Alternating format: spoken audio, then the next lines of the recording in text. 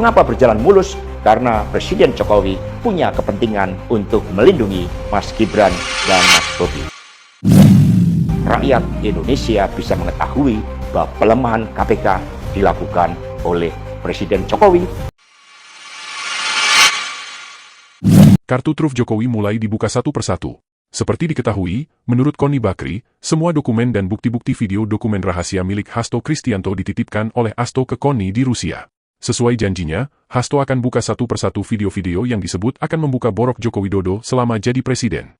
Dan berikut adalah salah satu video Hasto Kristianto yang mulai beredar di media sosial pasca penahanan Hasto di KPK 20 Februari 2024. Terima kasih seluruh masyarakat Indonesia yang saya cintai dan banggakan. Cerita ini diawali pada tanggal 7 Mei 2024 ketika saya menghadiri pidato pemilu dan jalan kebudayaan yang disampaikan oleh Prof. Sulistyowati di UI.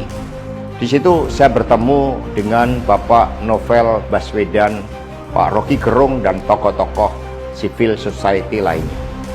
Ketika saya bertemu dengan Mas Novel Baswedan, beliau menanyakan ke saya perlu konfirmasi apakah betul PDI Perjuangan yang memelopori perubahan Undang-Undang KPK yang mengkerdilkan KPK di dalam upaya pemberantasan korupsi. Saya katakan dengan tegas kepada Mas Novel Baswedan saat itu, inilah kalau ada hal-hal yang buruk oleh Presiden Jokowi selalu dilimpahkan kepada PDI Perjuangan dan juga Ibu Megawati Soekarno Putri. Tetapi ketika ada hal-hal yang positif selalu diambil oleh Presiden Jokowi tanpa menyisakan benefit bagi kepentingan PDI Perjuangan. Mengapa saya katakan seperti itu? Revisi Undang-Undang KPK termasuk kabar buruk yang disampaikan bahwa itu adalah ulah PDI Perjuangan. Sebagai Sekretaris Jenderal DPD Perjuangan, saya sampaikan kepada Mas Novel bahwa saya adalah sekjen yang sangat getol menjabarkan perintah Ibu Megawati Soekarno Putri bagaimana PDI Perjuangan memerangi korupsi. Karena itulah tuduhan bahwa revisi Undang-Undang KPK diarsiteki oleh PDI Perjuangan itu sangat salah. Saya ingat ketika saya bertemu dengan Presiden Jokowi di Istana Merdeka menjelang Mas Gibran dan Mas Bobi mau mencalonkan sebagai wali kota Solo dan wali kota Medan. Saya mengatakan kepada Pak Presiden Jokowi sekaligus untuk menguji keseriusan beliau di dalam mencalonkan anak dan menantunya. Pak Presiden, apakah betul Bapak mau mencalonkan Mas Gibran dan Mas Bobi sebagai wali kota? Loh, kenapa Pak Sekjen? Karena ketika Mas Gibran dan Mas Bobi sebagai wali kota, maka otomatis dia menjadi pejabat negara. Dan ini akan sangat rawan terhadap berbagai bentuk gratifikasi, suap, dan berbagai tindakan korupsi lainnya. Presiden Jokowi sempat termenung saat itu. Dan kemudian dari situlah saya merasakan bahwa pertanyaan saya ini sangat mengusik perhatian dari beliau. Karena saya tegaskan bahwa ketika Mas Gibran dan Mas Bobi menjadi wali kota, maka dengan mudah akan terkena operasi tangkap tangan dari KPK dan juga aparat penegak hukum yang lain. Maksud saya bertanya kepada Presiden Jokowi adalah untuk mengingatkan bahwa beliau sudah presiden.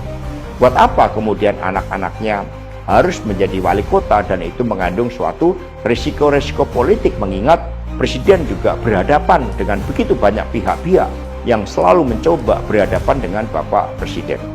Tetapi beberapa saat kemudian saya menerima salah seorang menteri dan beliau mengatakan kepada saya bahwa sudah mendapatkan arahan dari Presiden Jokowi untuk melakukan revisi Undang-Undang KPK. Saat itu dijelaskan berbagai pasal-pasal penting, misalnya bahwa pimpinan KPK tidak otomatis bertindak sebagai penyidik.